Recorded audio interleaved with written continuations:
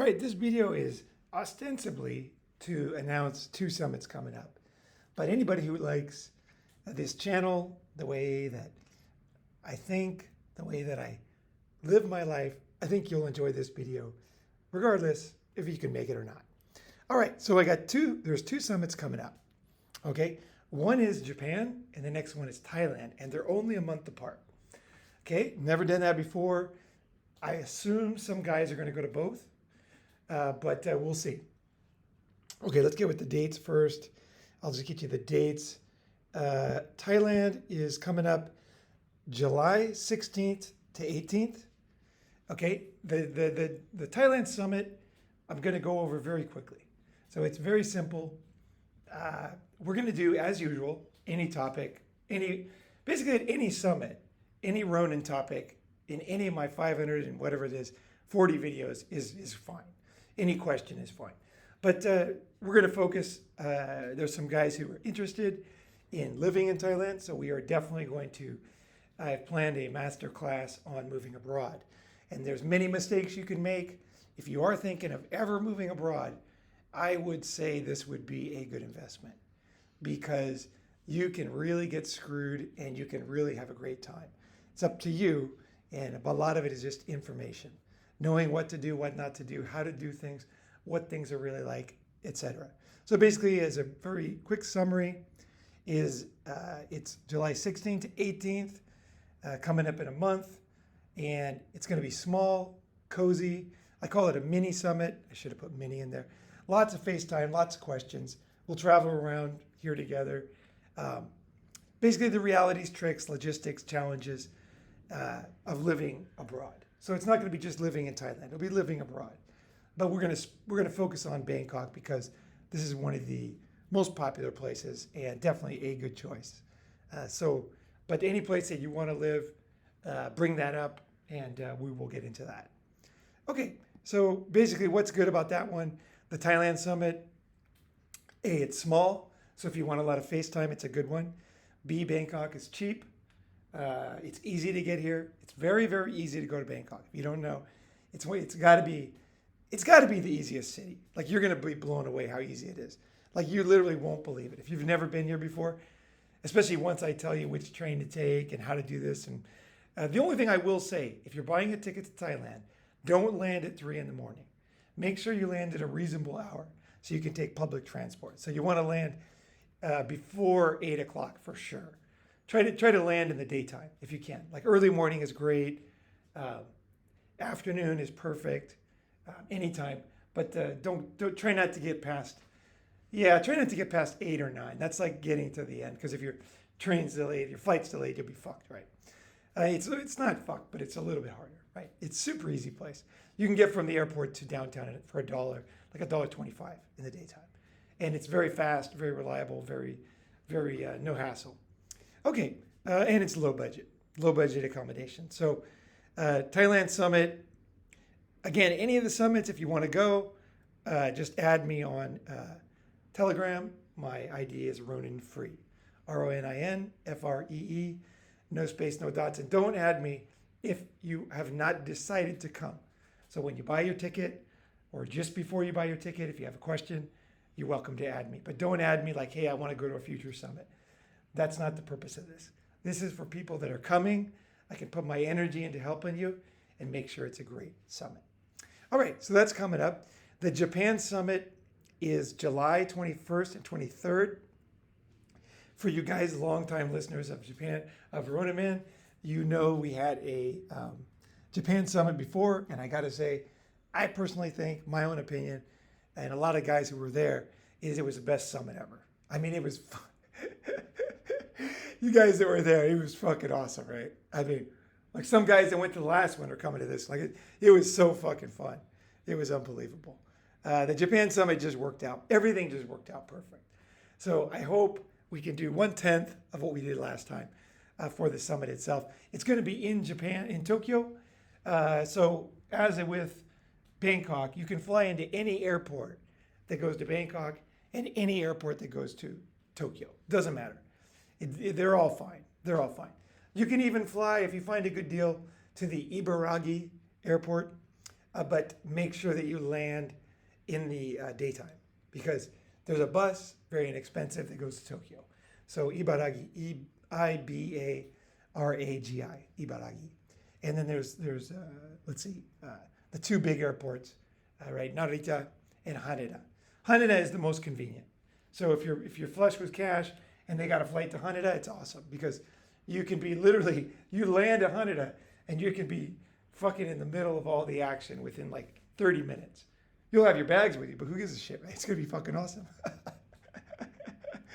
So anyway, so that's it. Basically, fly into any airport, get the best deal you can. Again, I'm gonna be there early, so if you get there early, that's fine. Here's what I'm gonna do. I'm gonna buy my ticket probably today or tomorrow, and I'll probably leave. I'm probably gonna be in Japan sometime around the not early, but maybe first week of July, something like that. That's what I'm thinking right now. And I'll probably be there for, let's see, so to August, first week, until September. That's right. So 2 months. I'll probably be in Japan 2 months. That's my plan. So basically, Japan is going to be very, very special. And I got a couple pictures I'm just going to show you guys that don't know Japan. This is down in Kyoto. And these pictures that I'm showing you, they might be like from a nice camera or something, but basically this is what it looks like. You know, these are the scenes you're going to see. That's Kinkakuji down in Kyoto. Looks just like that every single day. That's kind of a beautiful sunset day. And that's a beautiful temple. And there's a bunch of temples. Like basically Kyoto is full of temples that are absolutely astounding, world-class, unforgettable, unbelievable, pure class. Each one is totally different. It's a cornucopia. It's amazing. Like Kyoto is absolutely shocking, shockingly beautiful. The Japan Summit, I guess I should talk about what we're going to do after the Japan Summit. So the Japan Summit is going to be in Tokyo. So we'll go all around Tokyo, every place that you probably might have heard of. The electronics district and Maid Cafe. We'll do all that. That's all fun stuff. And Shibuya, which is kind of the heart of where all the cute girls are, is going to be kind of an epicenter for the summit. Last time we did Shinjuku as the center, and they're both pretty close. So I'm kind of open. We can kind of go back and forth. Shinjuku, Shibuya, that area, if you're booking accommodation. But what we're going to do after the summit is, so the summit's going to happen, okay? And then for guys that have time, or if you're going to get there just before the summit, then only for guys on the summit, we're going to do a trip down the coast. And it's going to be something like 3 weeks. Now you can come and go as you like, because it's very easy to move around Japan. Transportation is very good, very reliable, and you can get to any small town in Japan very, very easily. It's not like America, where you need like an airline ticket. No, you just go to Tokyo Station, get on a train, and it will take you. You might have to change trains a couple times, but you'll get there. And it's relatively inexpensive. Very, very easy. You can meet us up, or you can go home. So, for example, you could come to the summit, then we're going to go straight to a bunch of fantastic places that are near Tokyo.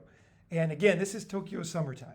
So most people don't go to Japan in the summer because they think it's too hot. So most people leave Japan. So the foreigners leave Japan, which is great, actually. Because what we're going to do is we're going to do a Ronin trip down the beaches, and just basically think of it as the Japanese festival, Japanese temple, Buddhist, flaming hot chicks in pink bikinis, Japanese festival, fireworks, party. It's like a combination of Ibiza or a place like that, except for with sweet girls instead of total cunts. You probably can't even imagine that if you're coming from the West. You probably won't even understand what I'm saying, but this is what's going to happen. So let me give you some pictures of Japan so you can kind of get an idea what it looks like, places we're going to go. That's down in Kyoto too. There's a lot of places like this picture. A lot of temples have this type of architecture, and it's great. It's great for taking pictures. It's beautiful, artistic, very simple. Let's see here. Okay, so now we're going to go on the trip. It depends on how long you're going to be with us, because we'll do the summit first. Then, like I said, we're going to take off on the trip. And the trip, we're going to end up, we're going to stay towards the end of the trip. We're going to stay at a place called Koya San. It is a Buddhist monastery, and they allow guests. You have to pay. The monks will make food for you, and they make vegetarian food. And then in the morning, they chant and have a service. And it's very, very interesting, very, very fascinating, inside of a really absolutely astoundingly beautiful temple. Basically, no foreigners go on this. It's very seriously Japanese. The temple, Koyasan, is one of the oldest temples, and it is the considered the headquarters or the founding temple for Shingon Buddhism. So that's the type of Buddhism, if you're into Buddhism. But that's not what this is about. This is really about appreciating Japanese culture. And it's just full of like huge trees. It's like famous for a certain type of tree in Japan. And it's just absolutely gorgeous. It's up in the mountains. It's quiet. It's the exact opposite of the beaches we're going to go to. It's just very peaceful. We're going to be sleeping on tatami. The smells, the sounds. I've stayed there. I've done this before. And it's just absolutely fucking great. You won't forget it. You definitely won't forget your night in Koyasan. That's for sure. Let's see if there's any other pictures here. Yeah, you can see all the little statues and things that are part of Shingon Buddhism. Bridges, moss. It's just absolutely fucking the heart of Japanese culture. You'll love it. It is great. That's the thing. This trip really, for guys on this trip, I'm not selling this trip, okay? I only want you to come. Is A, if you're tough. B, if you're flexible. You can handle a few mosquitoes. You can handle some fucking heat. You know, you're not going to be like, I want to go home. I'm all sweaty. It's summertime. Because we'll be at the beach, nice and cool, awesome. And we'll also be walking through cities. And we'll be all over Japan. But this area here is nice and cool because it's up in the mountains. And it's fabulous. Very peaceful. And these are all scenes that you'll see. Like these are all nearby. Like it's not a large area. The mountains are great, so we can go explore around the mountains. We'll probably need to rent a car. So for people coming on the trip, let me give you the kind of breakdown how it works. So the summit is just the same as usual. It's $398 for first timers, $298 if you've been to a summit before. The trip is different. The trip, we need to vet you. You need to come to summit, period. If you don't come to summit in Tokyo, you can't come on the trip. But once you're there, we will have somewhat of a vote if anybody is kind of like the type that people are worried about not coming. We might have a little bit of a vote or give you a chance to get your shit together. But we want people that are going to be fun. They're going to be tough, fun. They understand the fucking, I don't want people coming, I don't want you coming with wearing a suit and a tie and leather Italian shoes and complaining about the heat. You know what I mean? Like the basic stuff. And I want people who can understand different scenarios. So in this place here, everybody speaks with a low voice. They don't yell. They don't get in people's way. They're bowing and quiet and very respectful. Not overly so. And I can teach you how to do it, so that you can do it. You don't want to do it over, but you just want to do it in the Japanese way, which I will show you. And then other times we're going to be at the beach, which is crazy, it's really fun. The Japanese beaches. I really want to show guys the Japanese beaches, because from my perspective, right? And when I say beaches, I don't mean look at the beach. I mean from 5 in the morning. We're out swimming, crystal clear waters.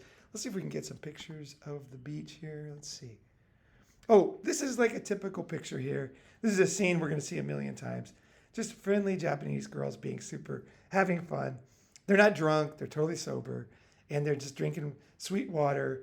And they're at the Japanese festival. They wear these little Japanese, it's called a yukata in the summertime.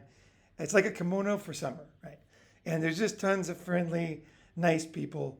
And I think some guys might get the wrong impression about my perspective on Japan, because like I say, I was, guys know I was very successful there. But part of the reason why I was successful is because I know how to blend in. I know how to show respect. I know how to play the Japanese game. And that's what I want. I want to teach you so you will come and be successful in Japan. And Japan is it's a very, very special place. Guys like Steve Jobs, there's many like very, very successful people in the world who were deeply influenced by Japan. And there you'll see the reasons why.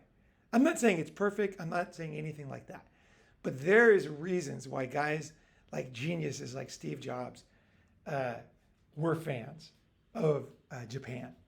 There's just so many special things. It's just great. It's such a great country. And in the summertime, no one goes to these little festivals. So you can see in the background, it's like a little festival. So we're gonna stumble on a million of these as we go down the coast. Because each town has their own, and there's not really well organized. We got to kind of figure it out on the fly. And we'll go to one big festival if we can in Shimoda, depending on the timing. But there's tons of festivals we'll be. This is down in Shimoda. The picture of the girls just carrying a surfboard. This is like a typical scene here. Like these are typical looking Japanese girls, not super hot, not super, they're just friendly. People are just friendly in Japan. This is Shimoda. This is a picture from the ropeway. This is where I had my summer house. So I'll show you the neighborhood. It's a very cool neighborhood. And this is actually what it looks like.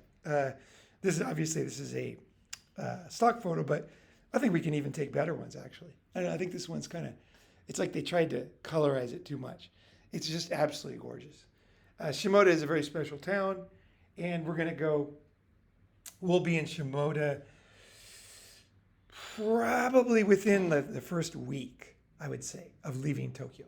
So if you're thinking, okay, I only got a week after the summit or after, finishing Tokyo, that'll get you to Shimoda. And we can get down there. And this town here, it's just gorgeous. This is what the water looks like. We're looking over to Shimoda City. But this is pretty much what it looks like. It looks like something like Fiji, Australia, Hawaii. Gorgeous, great swimming around here. And we're going there in the summertime, which means the typhoons. So there will be typhoons coming through, probably usually like 3. And they kind of come up and they leave and they bring big waves. So hopefully for anybody who surfs, body surfs, boogie boards, hopefully we're going to get a chance to catch some massive surf. So when I say massive, I do mean massive. So, and there's some beaches like this where there's no waves. So we can go, we can be in places like this where there's no waves at all. We can be in other places where it's really big and really fucking grinding and heavy. And we can do both, right? So you guys that have never really been around big surf, if it comes through like it does every year, most years, at the end of summer, what happens is the Japanese season changes when the typhoon comes in. That actually changes the whole season to fall. So after that, it's like akibare, fall weather, and it's just amazing. Like if you surf, it's not as heavy as pipeline, but I will tell you it is very, very heavy. Like you can get your board broken in 3 places. It really grinds, and it's nice shape, big fucking barrels, and very, very fun. Now they close the beaches, so if you do want to get the big surf, what we got to do is we got to go out in the water before the lifeguards arrive, and then they'll be yelling at us, but that's fine because we'll be the only ones out because no one else we'll be out. And they'll yell at us and everything, but they won't arrest us. But we can be in the surf, and it's amazing. Like I go there every year I can. I try to hit the big surf because I really like big surf, big heavy surf. And this is like some of the cleanest, heaviest, most unknown surf. And there's not only one place. We're going to be going down the coast, so there's a ton of great little spots. If you want to try body surfing, big waves, and if you're a good swimmer. Here's a picture of Kyoto.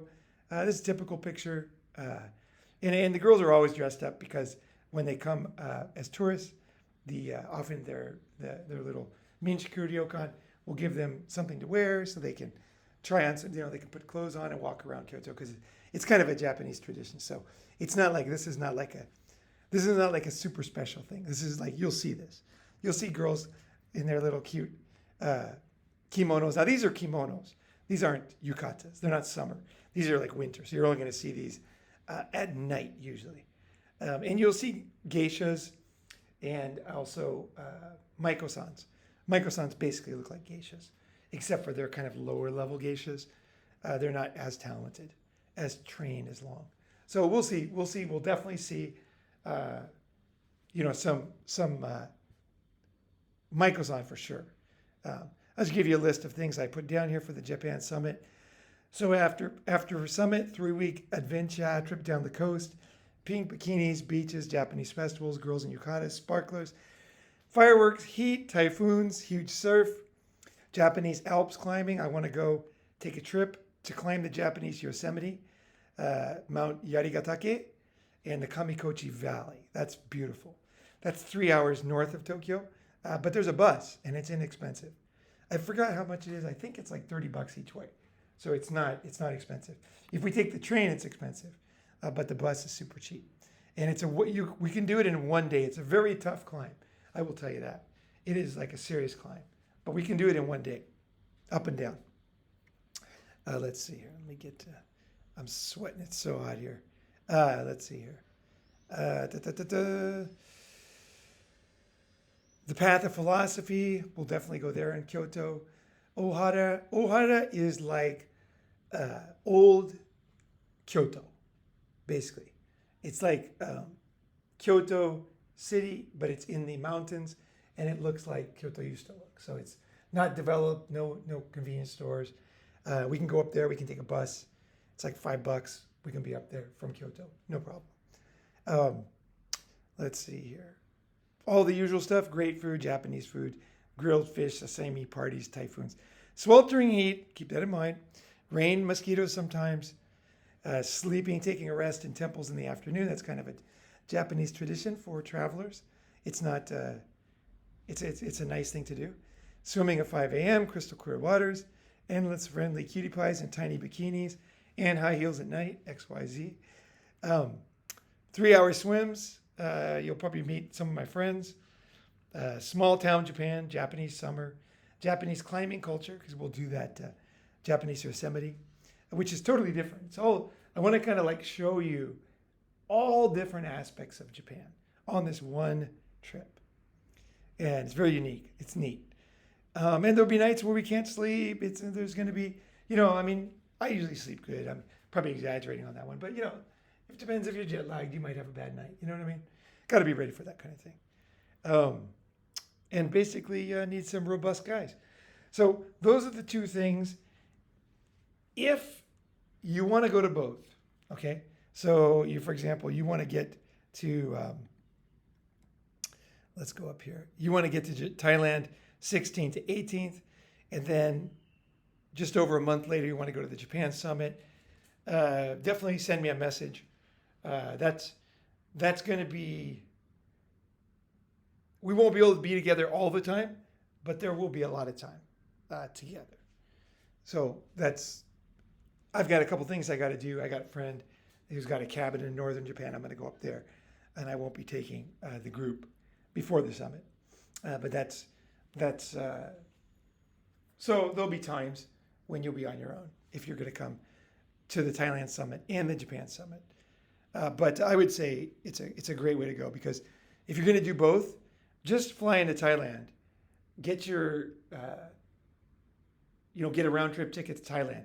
And then from Thailand, you can buy a relatively inexpensive flight to Japan. So you can leave your stuff here.